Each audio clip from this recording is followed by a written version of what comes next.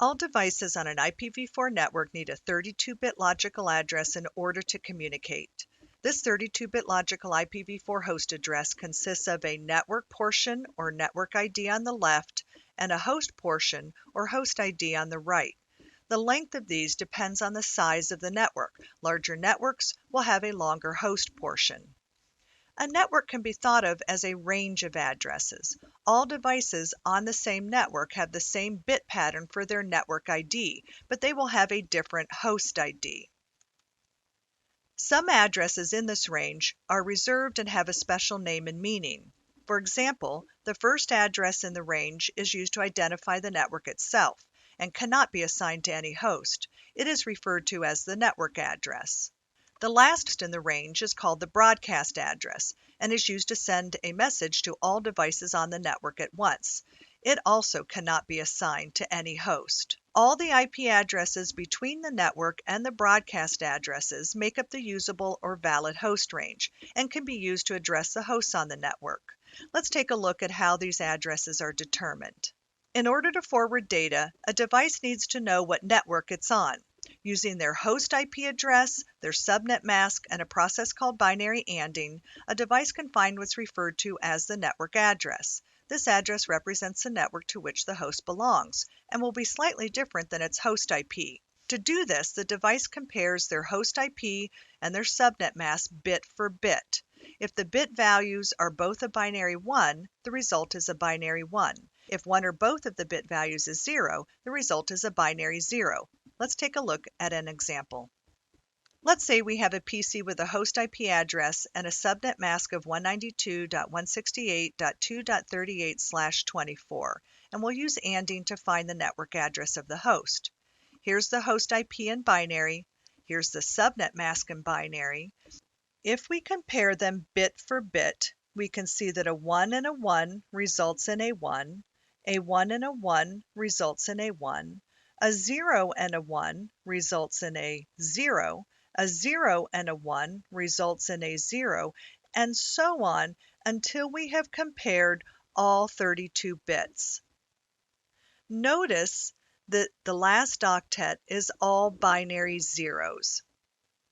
Because we are using a /24 subnet mask, the first 3 octets represent the network portion and the last octet is the host portion.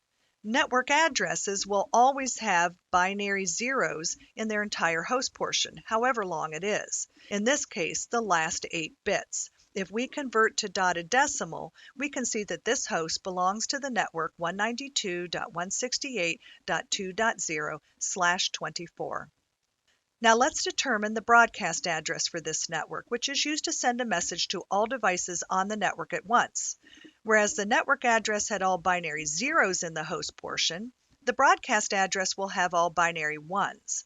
Since the host portion in this example is just the last octet, to determine the broadcast address, we keep the network portion the same and change the host portion to all binary 1s. This results in a broadcast address of 192.168.2.255. Next, we'll determine the usable host addresses, which lie between the network and the broadcast addresses. The first usable host in binary will be all binary zeros with a binary 1 at the end of the host portion. Converting to dotted decimal, this tells us the first usable host on this network is 192.168.2.1. Lastly, we'll determine the last usable host, which will be all binary 1s with a 0 at the end, the opposite bit pattern of the first usable host. Converting to dotted decimal, we get 192.168.2.254. Let's recap our calculations. We began with the host IP address of 192.168.2.38/24. Using binary ANDing, we determined that this host belongs to the network 192.168.2.0. Keeping the network portion the same, but placing all binary 1s in the host portion, we determined that the broadcast address for this network is 192.168.2.255.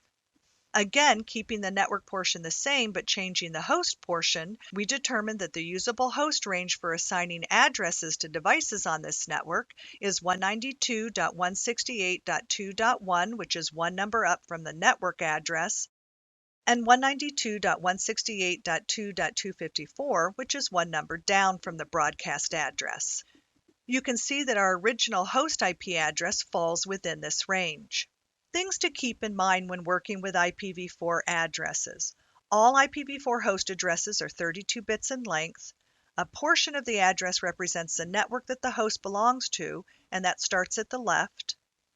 The remaining part is the host portion, which identifies the host on the network. And there are two special reserved addresses on every network that can't be assigned to hosts. One is the network address, which is the lowest in the range of addresses and represents the network that all the devices belong to, and the other is the broadcast address, which is the highest address in the range and can be used for a shout out to all devices on the network at once. Thankfully, there are shortcuts you can take for calculating these addresses without having to convert to binary first. But examining these addresses at the bit level should help you understand how network devices interpret them and also how the dotted decimal format is derived.